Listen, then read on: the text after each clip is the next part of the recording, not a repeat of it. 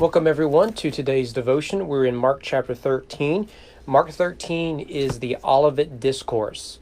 The Olivet Discourse is when Jesus talks about the end times. So we've looked at this passage through the lens of Matthew and Luke already. Now we'll look at it through Mark's perspective.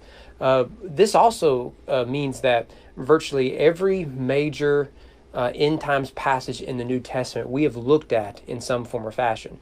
So first, second Thessalonians, all of Revelation, Matthew, now Mark, and then Luke and the Olivet Discourses. There may be a few references in Acts that don't play a significant role, but we've looked at all the major ones. So if you want to study the end times, all of those passages we have commented on. But I want us to look at Mark 13. A lot of this material will be familiar to you if you've been with us this whole time. The challenge of the Olivet Discourse is figuring out, when is Jesus talking about an immediate event, the destruction of the temple, or a future yet to be determined end times event? And this is a real challenge. And if you followed along with these devotions, you know I usually take an ambiguous approach. I do believe much, if not all, this passage can be applied to the destruction of the temple in AD 70. But then I also think at some point Jesus isn't only talking about that, but rather Jesus has a future event in mind. So we see it immediately here in the context. Jesus comes out of the temple. We talked about this some last week. We're in the final week of Jesus. We're in chapter 13. There's only 16 chapters of Mark, so we're quickly approaching the end of Jesus' ministry and life. And the disciples say to Jesus, "Look, teacher, what wonderful stones, what wonderful buildings." Remember that this is the second Jewish temple. The first, of course, is Solomon's temple. It was destroyed by the Babylonians in the 6th century BC. It was then rebuilt 70 plus years later. That's known as the Zerubbabel temple. Zerubbabel, an ancestor of Jesus, it happens to be, was governor at this time. He, along with Haggai and Zechariah, Nehemiah and Ezra and others, played a role in having the temple rebuilt. Yet this is a renovated version of that temple. Herod the Great, the best things he did were building projects, Masada, the temple, and other places. And this is one that took, I think if memory serves me right, about 40 years, had just been finished around the time Jesus begins his ministry. And so the disciples, it's still new. Every time they come, they marvel at this incredible building, one of the more incredible buildings in the Roman world this time. Not the most, but certainly a significant building in the Roman world. And so the disciples are marveling. Look at this wonderful building. Look at these stones. This is incredible. And Jesus says, "Do you see these great buildings?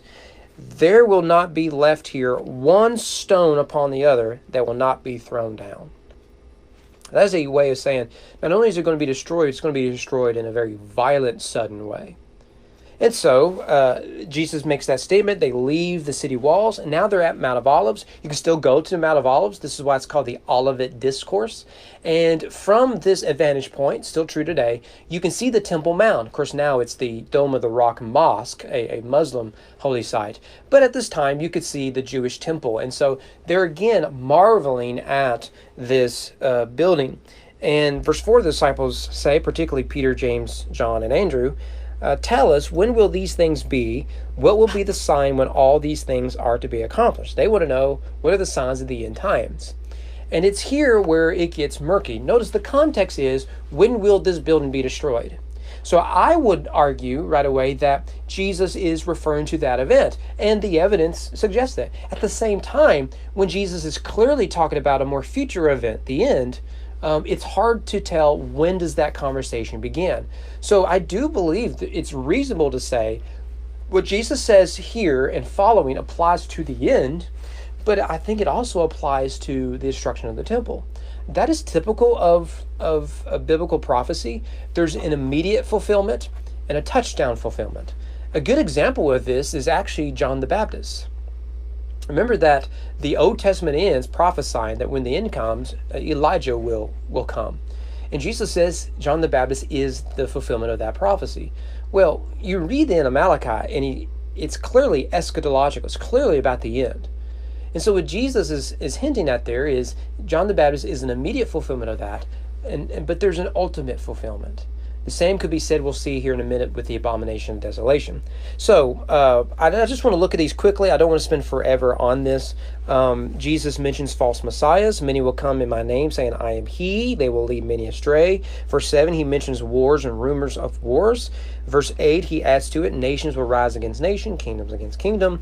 And also in verse 8, there will be earthquakes and famines. And then he says these are the beginning of birth pangs. These are signs that something is about to happen. Verse 9, be on your guard. And verses 9 through 13 is dealing with persecution of believers. They'll deliver you over to councils.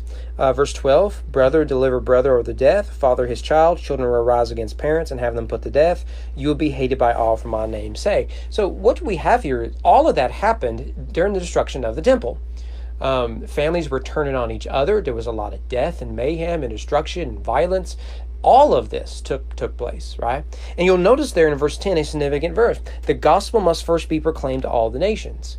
Now, if you take this as exclusively about the future, then I would say this is a key sign, right? When the gospel is preached all over the world.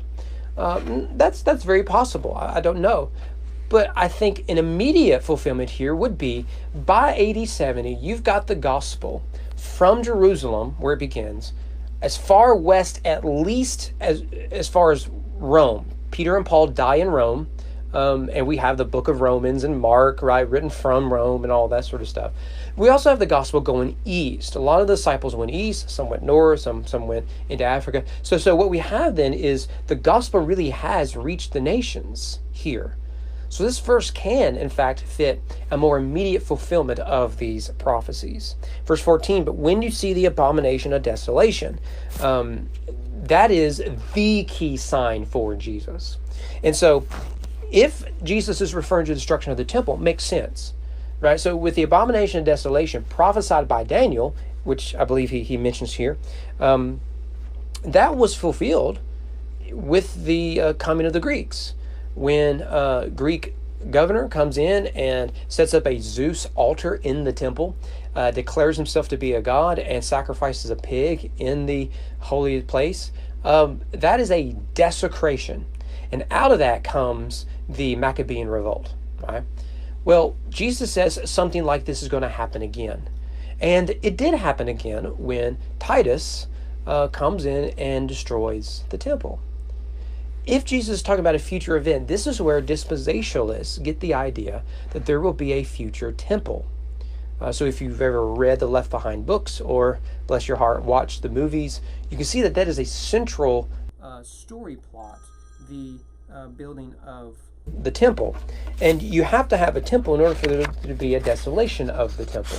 So that is a real challenge. Obviously, there's not a temple yet, even though there have been conversations about it. Verse 22, we return to the theme of false messiahs. False Christs, false prophets will rise and perform signs and wonders to lead astray, if possible, the elect.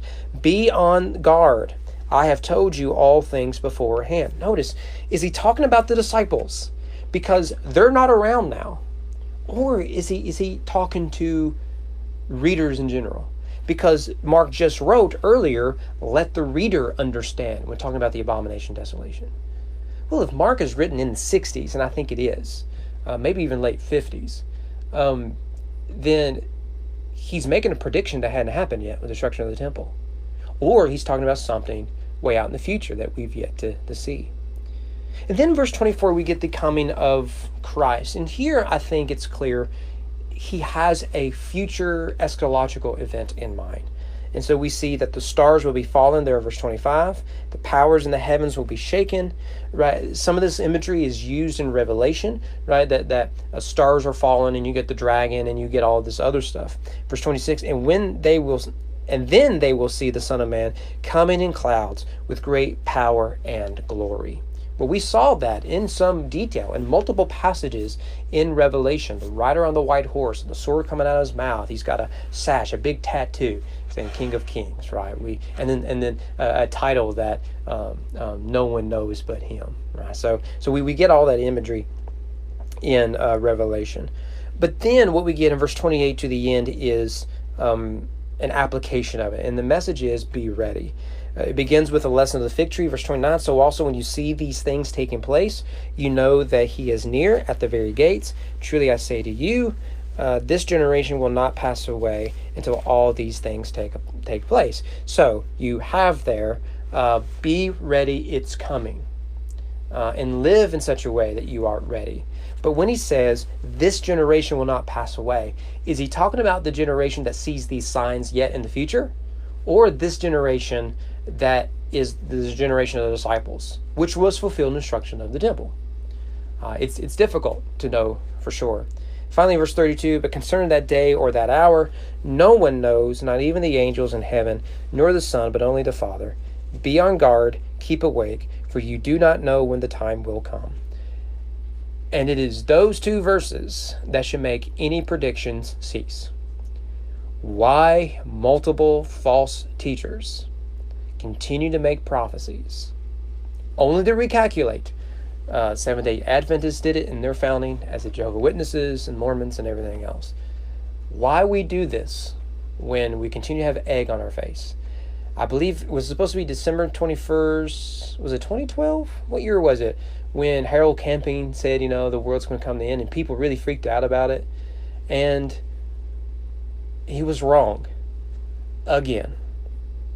And we have plenty of examples of this. I think we could do less date predicting and more growing in holiness. That would be my advice. But nevertheless, Jesus warns the main thing is to be ready and to be alert. And we do that by following Jesus and living a life that would be glorifying him. Do the simple things, do the great things, but do it all for Jesus. Hope to see you guys here tomorrow.